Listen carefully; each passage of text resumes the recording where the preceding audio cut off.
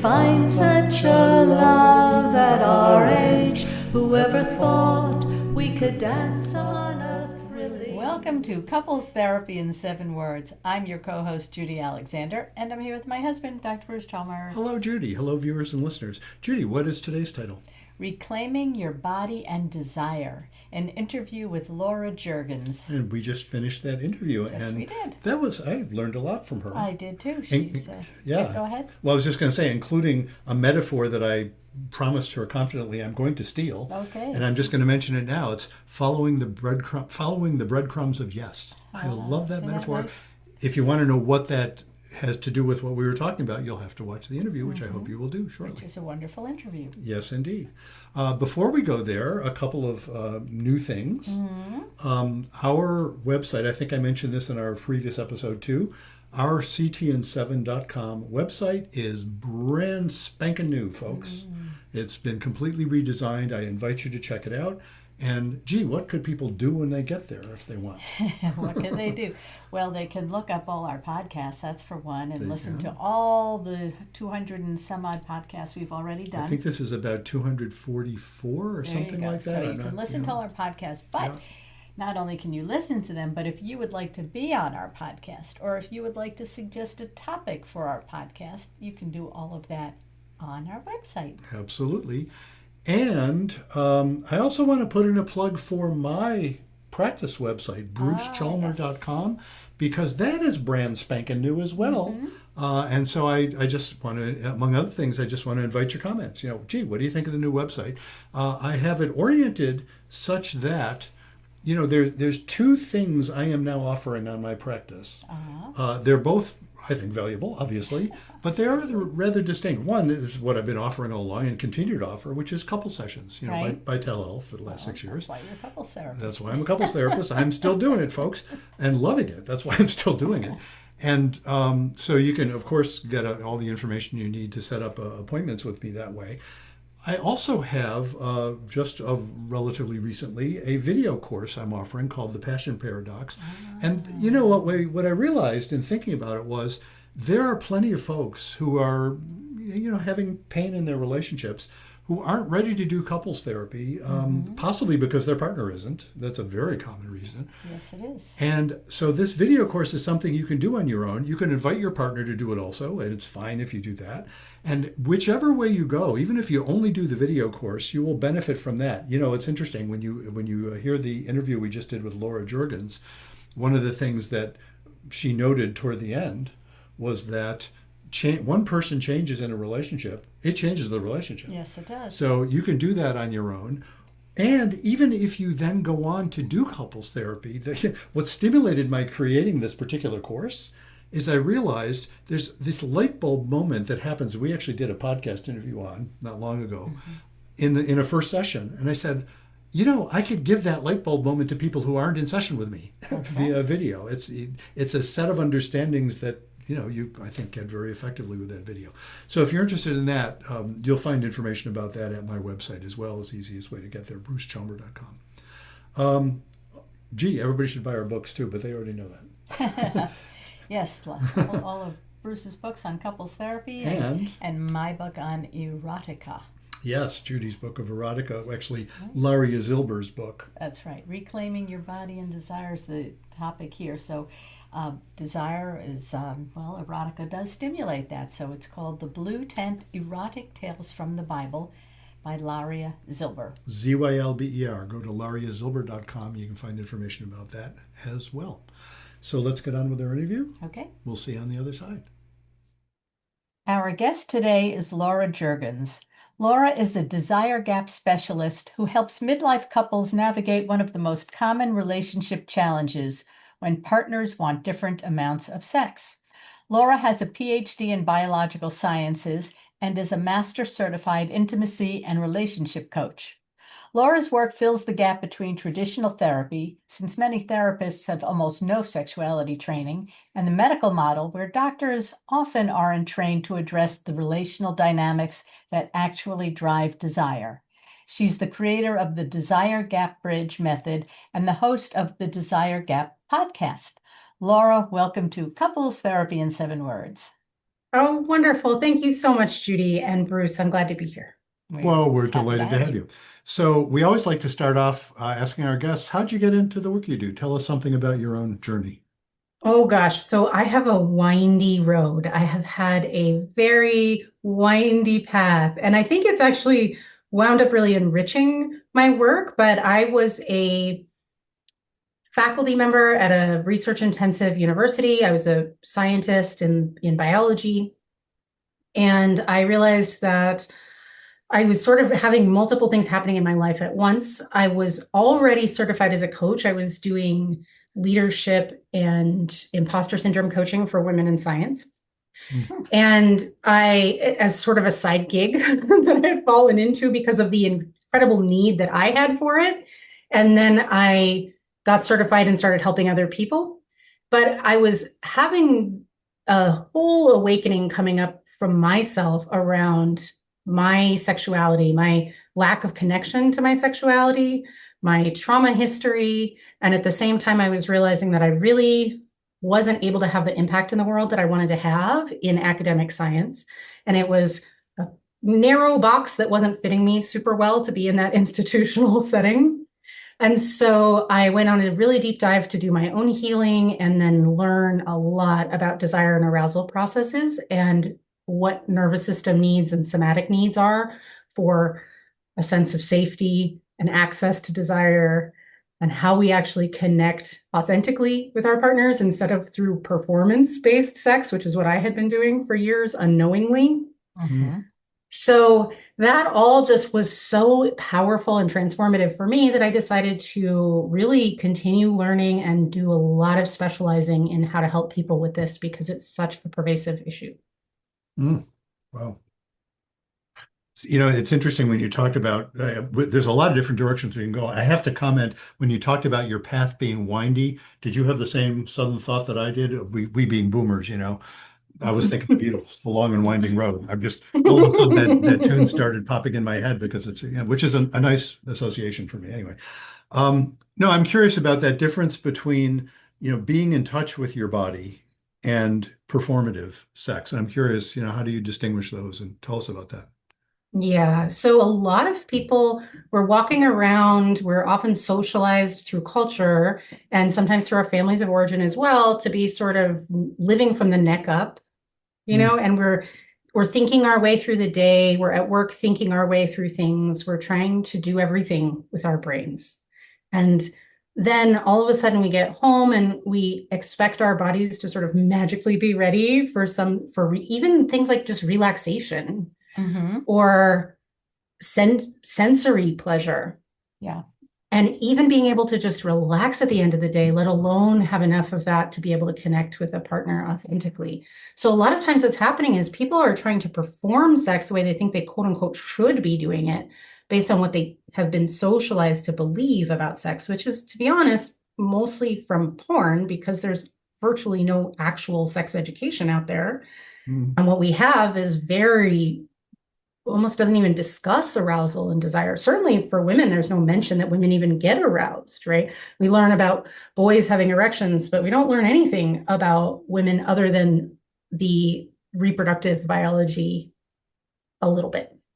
So really making that shift for people can be so hard from the sort of what should I be doing and how do I think I should be responding to actually learning what your body needs. What are the conditions that you need in order to have authentic desire? And some people know how to do that naturally, but many of us don't. And it's it's a real challenge. And even if we do know how to do it, sometimes we're still stuck in the shoulds and what we think it means when our partner either wants to have sex or doesn't want to have sex with us, what expectations we have for sex and foreplay, and how we even define sex itself. And Mm-hmm. so those things are what I talk about when I'm talking about, authentic desire, body-based needs for in order to create the conditions that we have actual real arousal and desire versus sort of performative, up in your head kind of sex. So what's actually causing the differences in midlife couples? And when they come to you, why do so many people think that they're alone in this? Oh gosh, I think, you know, I do think there's a general sense that there is the long-term relationship has some sort of desire discrepancy that is fairly normalized, but in sort of a hopeless way in culture, like as if it's just like that's how it is. And everybody in a long-term relationship has a bad sex life, which is not true at all.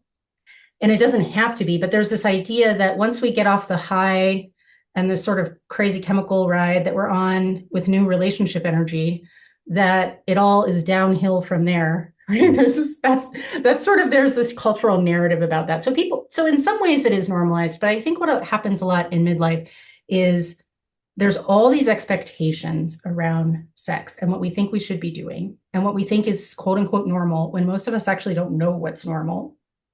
And I'll just mention in passing, and yeah, people who know us know me, before I was a psychologist, I was a statistician. And when I hear normal, I just think average. And so, that's what normal means to a statistician. It doesn't mean the way it's supposed to be. Judy can note that whenever I'm watching the weather forecast and they say, "Oh, it's 5 degrees cooler than it should be," and I'm saying, "No, it's not about should. It's just it's averages." not about should. Whatever. Yeah, But exactly. that is often true. The couples I work with, that's often true in terms of their expectations around their sex life. That Yeah. they're wondering about is what they're doing normal, not in the sense of average, but in the sense of is this correct or not, or healthy or not. Yeah, and I think ultimately it comes down to shame, right? It's like, do I need to be ashamed? Am I within, am I within the norm? Is more of what we would kind of how we would interpret that. Is this something that's okay for me to want or not want?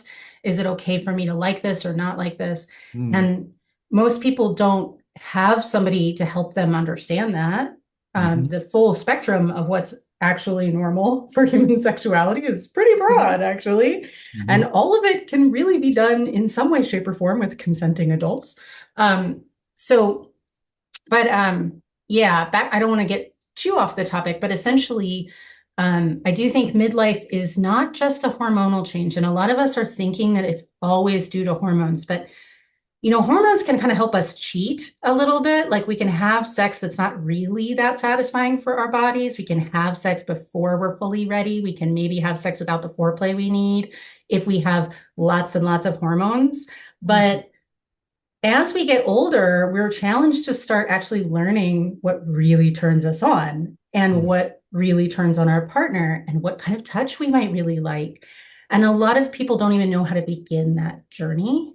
But it's so much of the time, it's not just hormones. It's that hormones have sort of like dropped enough to show us that we are missing something here on the like pleasure. We're leaving way too much on the pleasure table. We are not actually feeling the full potential of our body's pleasure. And I think also we get to midlife and we start being like not willing to tolerate things that we stop putting up with it because we think we should. We're kind of tired of that. We get a little burned out by that.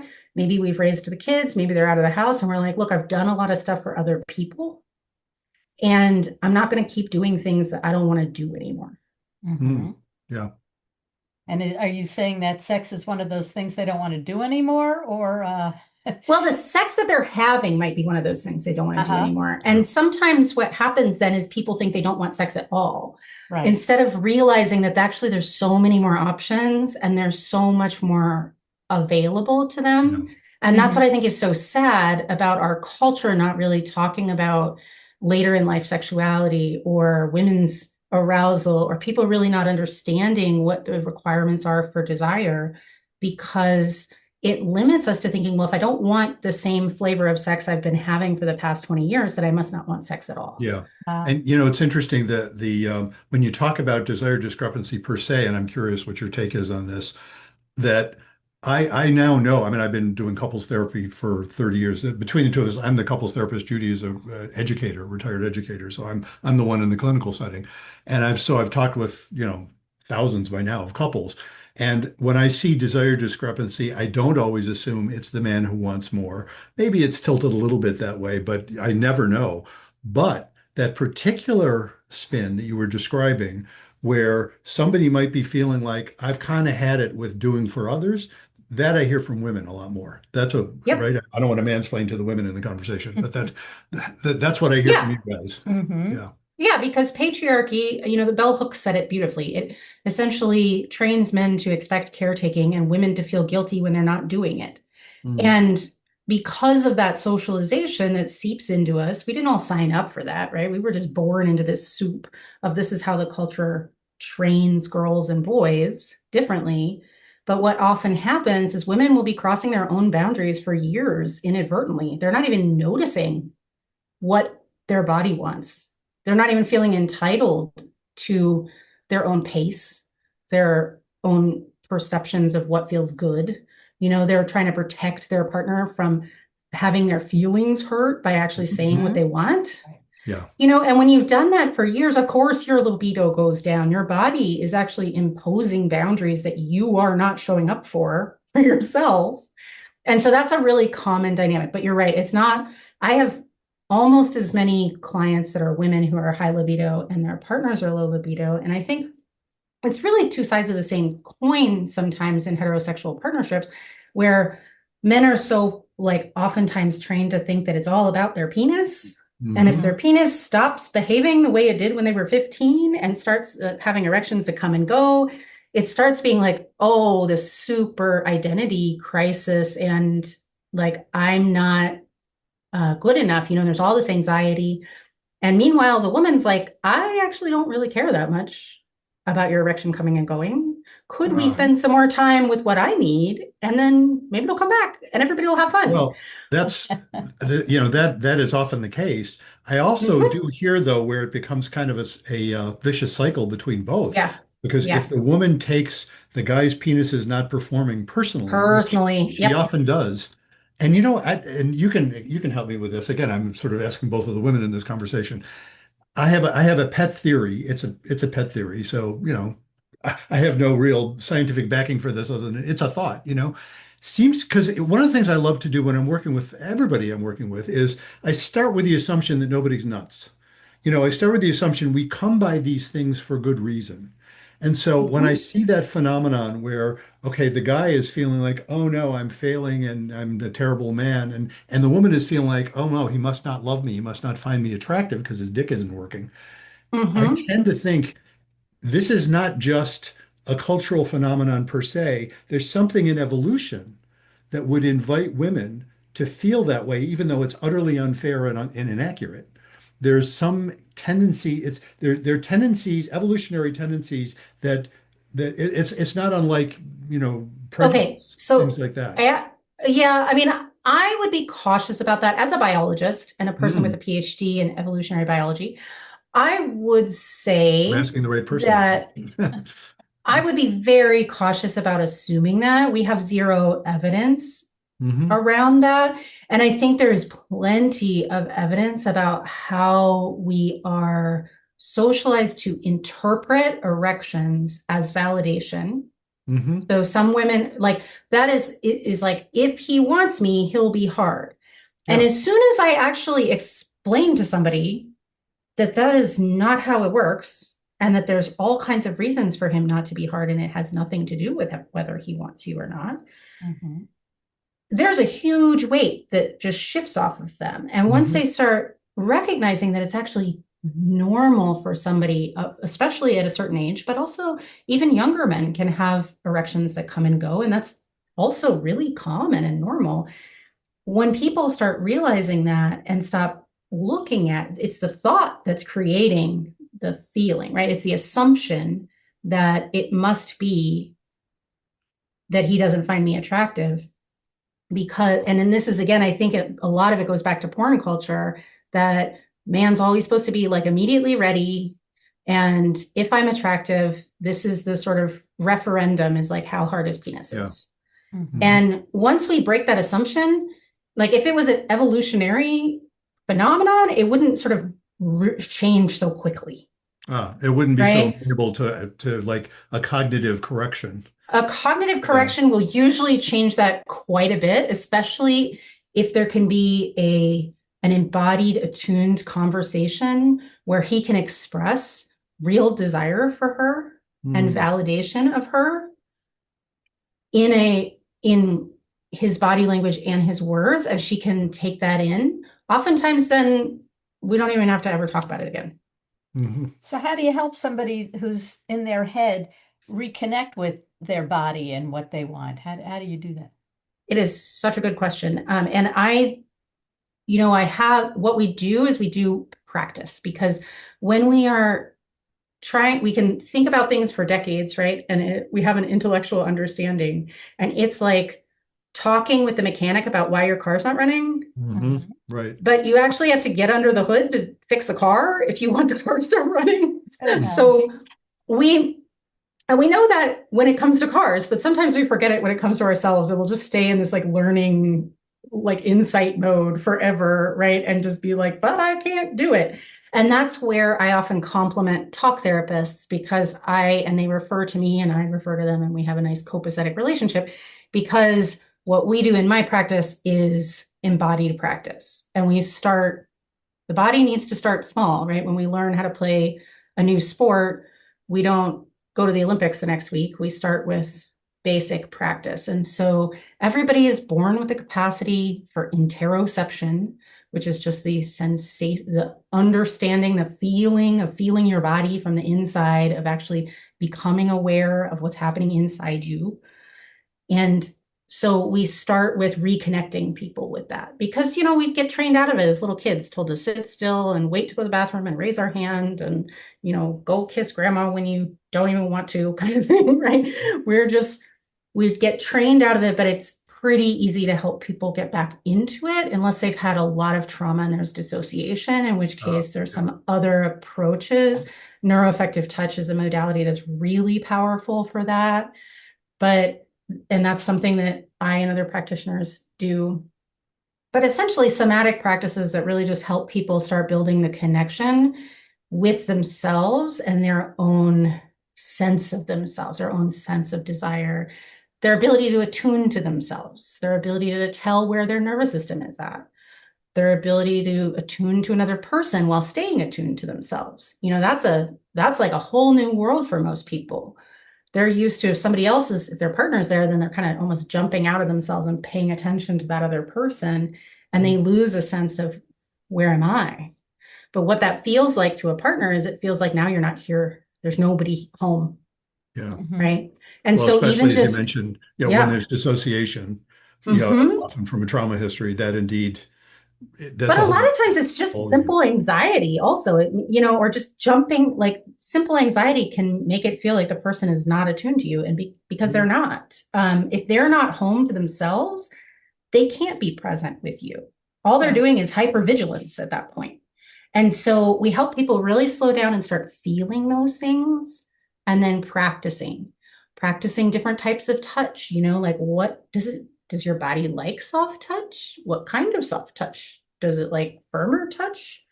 And helping people really start having a sense of communication with their own body so they can really listen and hear it, because it tends to speak at a much slower pace than our minds. How do you do that in practice? Like, what do you do? What are you doing with a couple? Are you seeing them in person? Are you seeing them via telehealth? What are you doing? Yeah, so my practice is about half and half. I see 50% of my clients online from all over the world, and then I see 50% of them here in Asheville. And if I'm in person with an individual or working with a couple, either in person or remote, we can implement those practices. So the hardest one is where I'm individual remote with somebody but we can do a lot of attunement, still works really well over Zoom.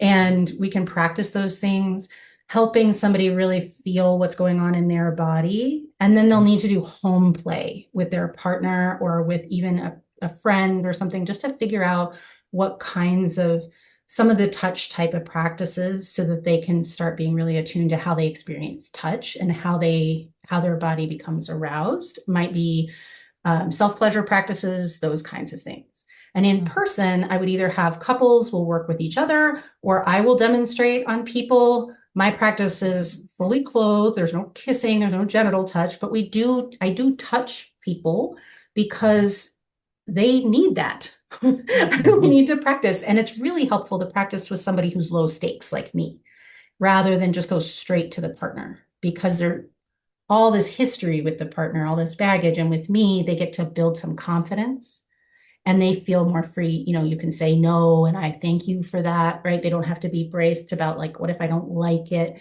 right? Mm. And so we even practice things like that. What about, I've had plenty of clients who have enough sexual trauma history that where we start is with all the no's, saying no to everything. Even just figuring out how their body where it wants me to be in the room. Mm. Is it okay if I'm in the room? Is it Mhm. okay if I'm 7 feet away? How do you feel? Tell me, and I will be grateful for that and stay in connection with you and not abandon you because you have a boundary.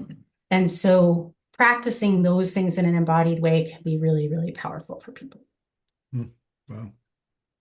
What's the difference between responsive desire and spontaneous desire? And why does this matter in midlife?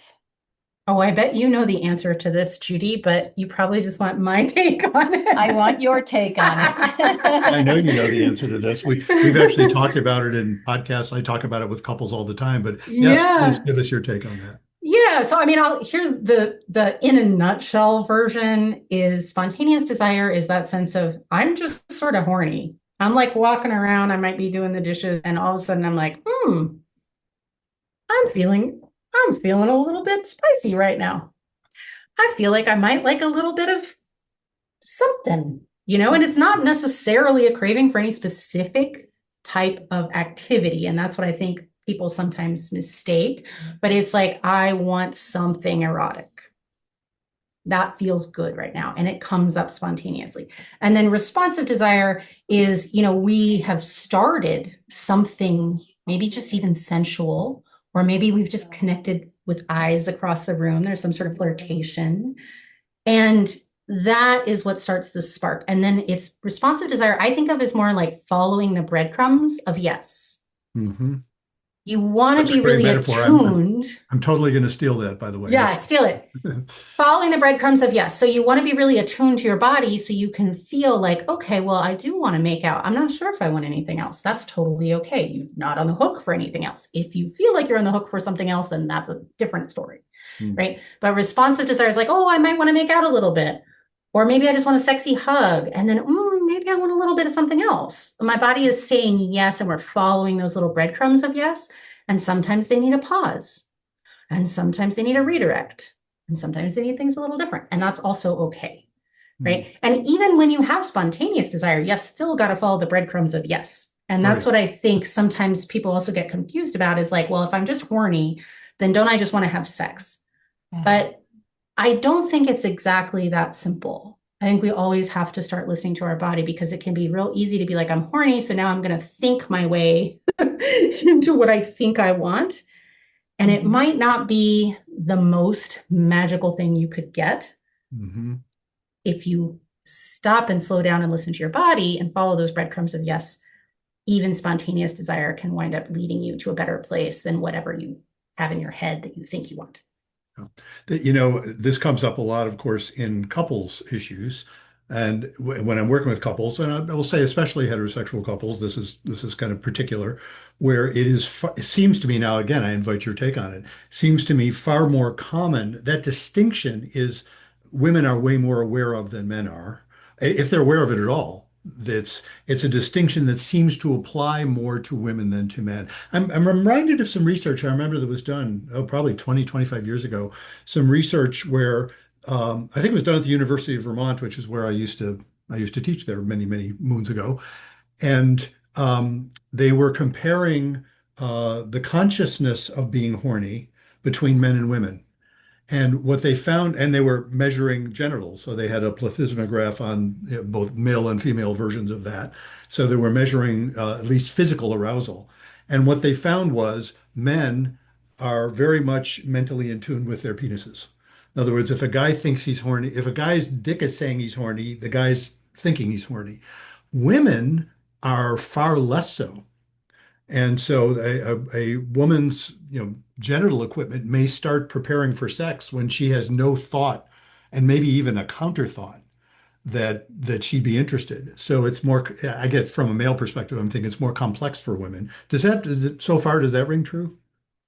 So I am aware of this study, but Hmm. what that study's limitations, and a lot of the human studies are very limited with these things, of course, right? Because we can't mess with people in the same way we can mess with other things. We probably So, shouldn't, but we do. Yes, right. right. I mean, when we study evolutionary biology, we're often studying things like beetles, right?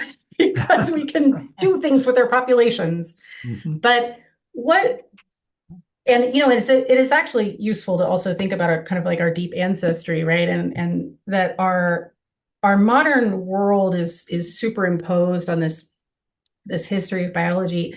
But when we have limitations with studies like this, like we might see that response, but we don't know why. Hmm. And we don't know that it's what is the root cause of that disconnection for women. From my work with many, many women and my understanding of my own history as well, I think a large part of it is probably, and this is just my hypothesis, but it's valid as much as any other hypothesis, is that women are socialized from a very young age to be quite disconnected from our genitals. Yeah. And men are not. Ours are more hidden. And we don't whip them out in front of everybody and pee in troughs, and like we don't see them much. We also often, because of sexism, get shamed. I was sexually harassed for the first time when I was 5 years old, Oh, and God. Wow. I mean, like lots and lots of sexual trauma happens just from harassment on forward. Middle school was nothing but being ridiculed about my vagina that I like didn't even have a relationship with. Mm. And so I grew up with all this shame. And even as a really big feminist, I found myself in my like late 30s, early 40s saying, wow, I just realized how much I hate and find my vulva disgusting. Mm. And I had to do a massive amount of repair work to even start reconnecting with the fact that it was acceptable and lovely and part of my body that gives me lots of pleasure, and that it was okay for me to be aware of what was going on there.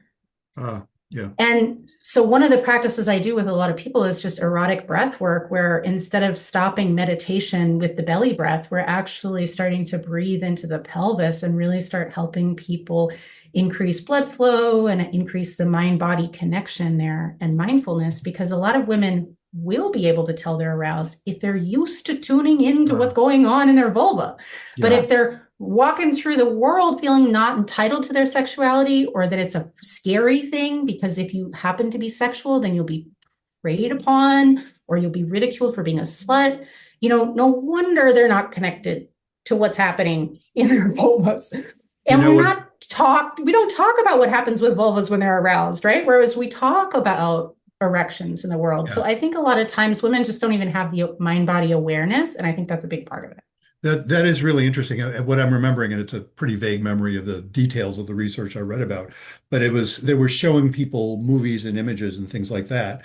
And for a lot of the women, there were things that they would be disgusted by that nevertheless they started preparing. Their bodies would say, Get "Oh, aroused by. get aroused by." Okay. Well, physically aroused. Yeah. And there was a discrepancy, but that fits a lot with with your hypothesis, I think, that Yeah, notion. if you're not supposed to be sexual, then Exactly. And you said something else earlier relating to the concept of, the term erotic orientation, not to be confused with, sexual orientation, where that sense of what is it that turns you on, that can be mm, enormously variable. And there's huge amounts of mhm, shame associated with that as well. And that absolutely. could be part of it. But, getting back to the spontaneous versus what's the other word? Responsive? Responsive. Thank you. There's my 75-year-old brain almost. Hey, I'm Responsive. in perimenopause. I do it too. I lose words all the time. Oh yeah. But that distinction also plays into for a couple when they're, yeah, and this is, you kind of have to be careful with this particular setup and make sure everything, all the stars are aligned properly. But sometimes I'll be talking with a couple where they both feel like we know sex is good for our relationship. We love each other. We feel safe with each other. We even desire with each other. In fact, we were just talking about that in that our last episode. We were talking about those articles where so many of the people interviewed for these particular articles were saying that. And yet it's just not happening because we're exhausted or other things take priority or whatever. And those couples are the ones where who are they themselves are saying, we know having more sex would be good for us in lots of ways, where Hmm. they often need to be tuned into that idea of responsive arousal. It's like, you can schedule sex, which of course that doesn't override consent. You can always say no at any point, but you can say, no, our intention is at such and such a time, we're setting aside time with the intention that we think we're probably going to have sex. And maybe even in some cases, we had one of the sex therapists we interviewed was talking about how the notion of having a goal, it gets a bad name, and in sex therapy for good reason, I think. It's like, oh, it has to be goal oriented and everything else is a failure. But she was saying, no, no, you can have a goal of exploring certain aspects of your sexuality and do that on purpose. And the notion of responsive libido has a lot to do with that because it means, oh, I don't have to feel spontaneously in the mood. I can say to myself, I'm going to let myself get there. And Yeah. I have to throw in this one other association just occurred to me. When I was trained in hypnosis many years ago, the first day of our training, I remember it was a group experience. There were, I don't know, 15, 20 of us in the room, and the trainer up front was more or less reading a script. And we were doing arm levitation. And I remember thinking, fully awake, and we're all, of course, willing subjects. We're there learning to be, to do hypnosis. And I remember that sense of her saying, if you want to, you can imagine that there are balloons tied to your wrist, and you can help it if you want. It's that one. It's like, and I remember thinking, oh, I can sort of get it going, and then, oh, all of a sudden, sucker went up, and it felt like it was going up by itself. But I helped it start. And that reminds me of the notion of responsive libido. It's like, well, you can help it start if you are so inclined. And you may discover it's good for your relationship. Yeah, I think that is absolutely the case. I agree with everything you said. And there are so many people having obligation sex out Oh, there yeah, absolutely. that That's a I, problem. I want to underscore something that you said when there's a desire discrepancy, because the what I suggest people do is schedule something, either come up with your own name, right? My partner and I call it sexy time or connection time, Hmm. but not scheduling sex, Hmm. because there's so much in the culture that tells women that if we want any affection at all, we have now become a tease if we don't put out. Yeah. And it's in there subconsciously. I remember starting to think that stuff when I was about 12. Wow. So it's really important. And also, if you're a person who's just felt any pressure around sex whatsoever, any performance anxiety. So for men, a lot of times performance anxiety, we do not want to put any sort of preconceived notion about what has to happen during that Yeah. time on it. So it's really important not to label it that way because language has so much power. So instead of scheduling sex, Mhm. because it's going to go right to your brain and say what you think is sex, which is most likely going to be penis or object and vagina. Well, Penis if you're unless hetero, you intervene there, unless you unless say, you well, it interfere doesn't there. have to be that. Exactly. But what I'm Yeah. saying is change the language so that your brain doesn't automatically do that, Hmm. and use scheduling sexy time. Mhm. And then and some days that's going to be like, I just really want to snuggle naked and take a nap. That's what's in my capacity. And the more we do that with open willingness to meet ourselves and our partners where they're at, the more safety there is in the relationship and the more room there is for desire to be present. But it does create the space for possibility, right? For you to follow the breadcrumbs. So you just want to schedule time to allow there to be some breadcrumbs. You Hmm. don't have to have there be any sort of end destination. Yeah. And I wanted to follow back up on one of your questions, which was about like men being less aware of responsive desire than women. Hmm. And I do think that because the male arousal curve is really sharp, it's really steep and fast. And the female arousal curve, if you are in an estrogen-based body, so even if you were originally assigned male at birth, but you transition to female and you're taking estrogen as a hormone, you will have a much slower arousal curve. It does not mean you don't get to an awesome, epic place. You will be able to get just as high, if not higher, than a lot of male-bodied people before you orgasm. And you can stay there for a long time, a lot of times. But it takes longer. And why has that become such a problem in culture? A lot of it's this like, porn is made to be consumed quickly. It's not reality, it's entertainment, right? And it, like, even in movies, everybody gets thrown up against a wall and has orgasms mutually in We were 2.5 just talking about seconds. Talking about that. It's totally ridiculous. I hate it. I really want to go, like, I don't know who in Hollywood I need to talk to, but I'm like, we have so many other options for how to show this that doesn't give people the idea that we're all supposed to be magically turned on and come right away, Yeah. But we don't need sex to be shoving a hamburger in our face from the drive-through. We can have it be a 5-course Michelin meal, star dinner. And that's women's arousal style. But what I find is men throughout much of their lifetime are used to relying on the spontaneous desire and just have a lot of it. And then they hit a certain age and all of a sudden they're like, oh, I never want sex anymore. And I'm like, actually, it's not true that you never want sex anymore. It's that you are now on responsive desire camp. Welcome. Come on into this camp.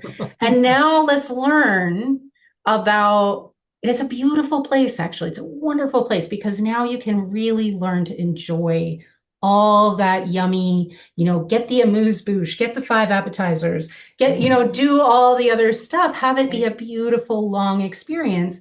And you don't have to be rushing to the finish line or trying to pretend that you're thinking about baseball or something so that you don't.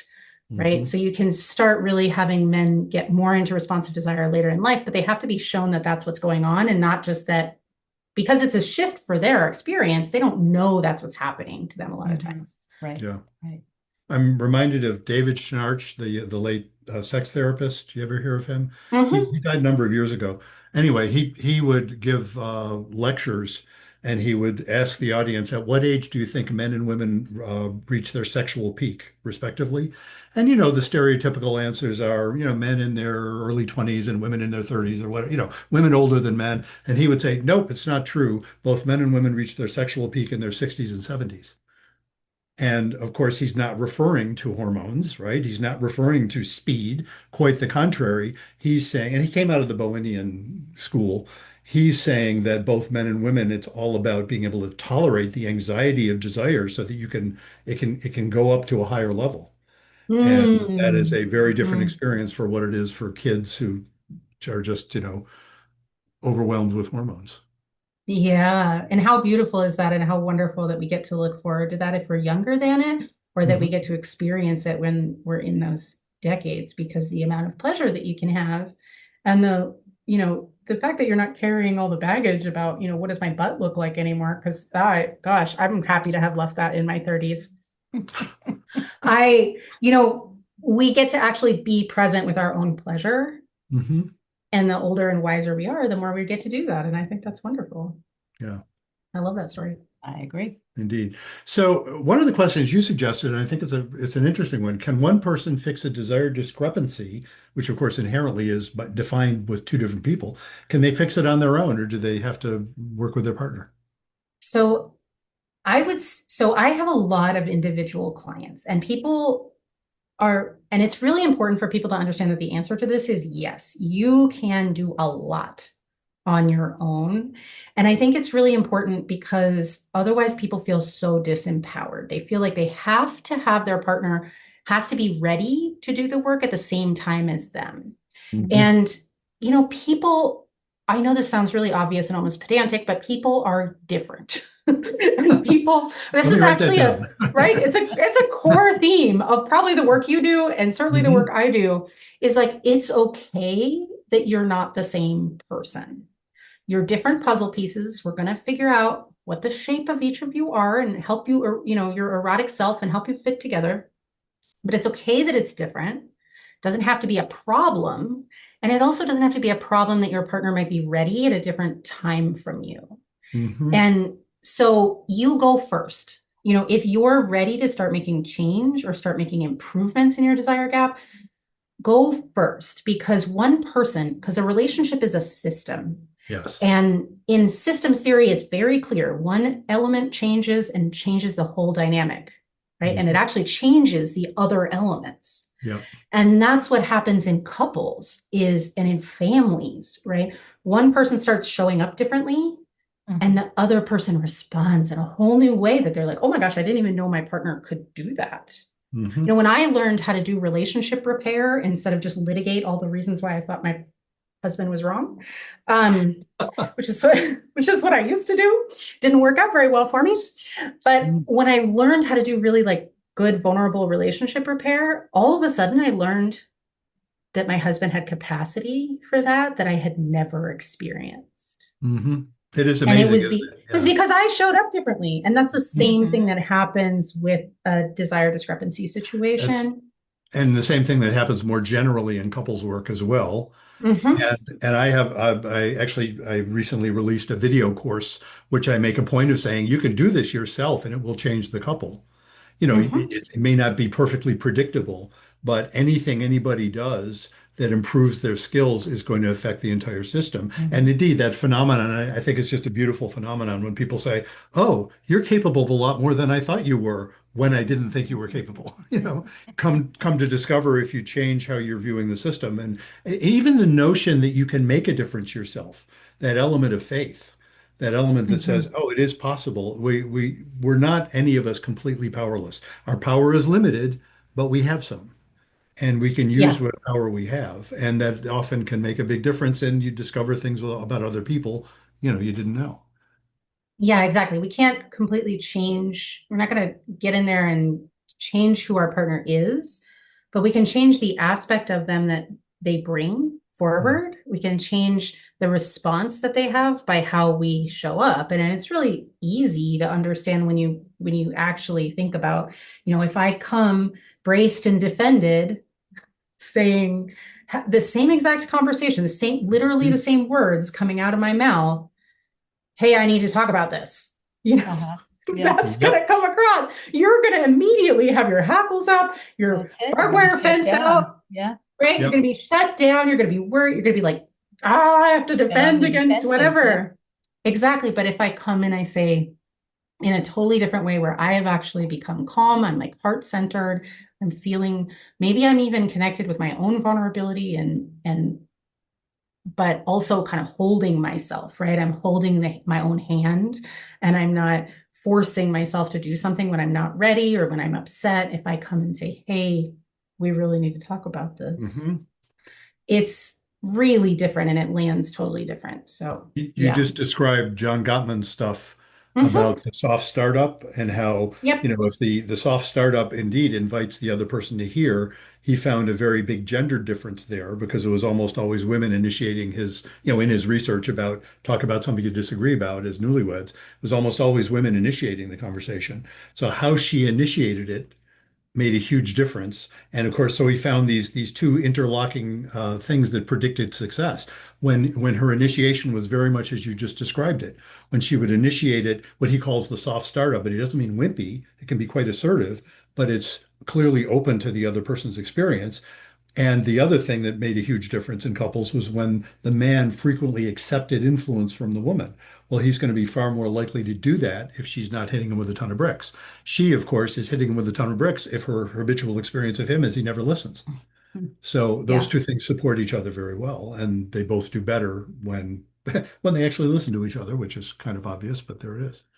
Yeah, there's a lot about working with humans that seems obvious on hindsight, right? But actually being able to do it is totally different than, oh, yeah, I guess that makes sense now that we think about it intellectually. But being able to do it and being able to practice with somebody, that's one of the things I do is I practice with people, have that conversation with me.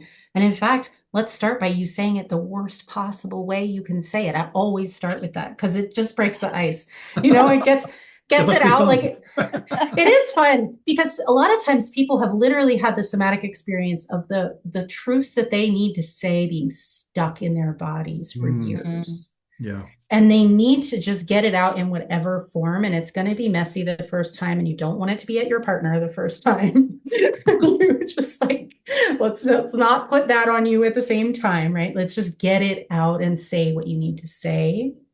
And then we can workshop it. And then you go to your partner more confident, having already had the experience of being actually heard and validated.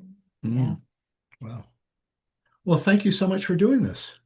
My pleasure. Thanks for this fun conversation. Yeah. How can people get in touch with you if they want to learn more about what you do or possibly work with you? Yeah, so the easiest way to find me, because you're already a podcast listener, is to go to the Desire Gap podcast, which is anywhere you find your podcasts. And you can also find me on my website at laurajurgens.com. You want to make sure to spell that Jurgens with a U. I am unfortunately not the heir to the hand lotion empire, so don't spell it with an E. But that's where you can find all my stuff. And I have a free guide to how to get started with a desire gap discrepancy without blame or shame, which is usually where people are stuck. We will put a link to that in the notes for this episode. Thank you Thanks so much. Well, thank you, Lauren. My pleasure. Welcome back. We hope you enjoyed that interview with Laura. Indeed. We certainly enjoyed it. So, folks, go to our podcast website, which is CTIN7, that's the numeral 7.com. Yep, go there. And also take a peek at my practice website, brucechalmer.com. There's a link on ctn7.com to get back to my practice website as well. And you can find all our podcasts, information about ordering our books, ordering your workshop courses. Video course, yeah. Video courses, yes. All that stuff. And so until next time, Remember, be kind don't panic. and have faith.